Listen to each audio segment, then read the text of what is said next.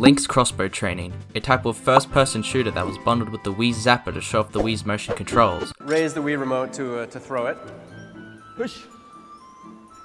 But did you know that it could have been a fully developed game that would have been a sequel to Twilight Princess, similar to how Majora's Mask was a sequel to Ocarina of Time? Well, today we're going to have a look back at the development of Link's Crossbow Training. During the development of The Legend of Zelda Ocarina of Time, director Shigeru Miyamoto came up with the idea that the game should be a first-person perspective game. He believed that having this feature would allow players to immerse themselves in the vast terrain of Hyrule Field, as if they were actually there, and without a character on screen, the team could spend more time and power creating the enemies and the environment. But when the idea of young Link and time travel came along, the idea was dropped, because having the hero on screen was necessary to the story, and if no hero was shown on screen, it would have been difficult for players to tell the difference if you were playing between young Link or adult Link. Even though this idea was scrapped, some of it was actually implemented throughout the game, like aiming your crossbow, hookshot, or slingshot.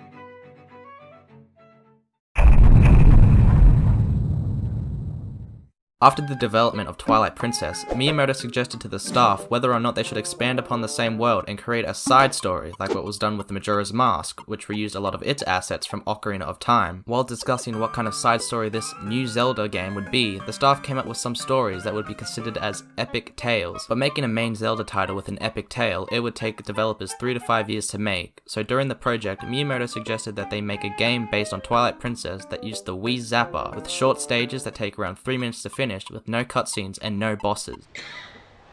Yo, what the fuck? The staff workers were pretty bummed out by this idea by only using the Wii Zapper.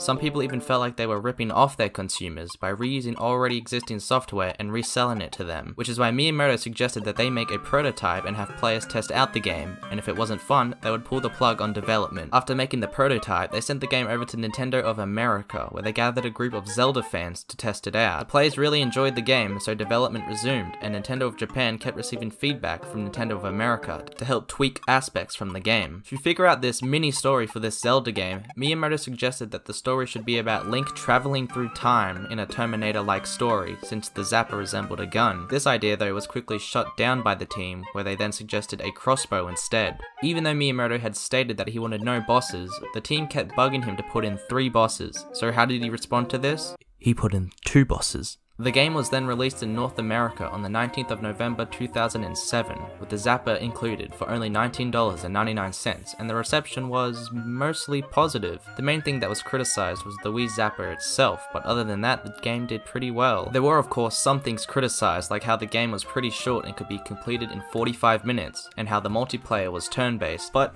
hey, the game is 5th place in the top 5 best-selling Zelda games.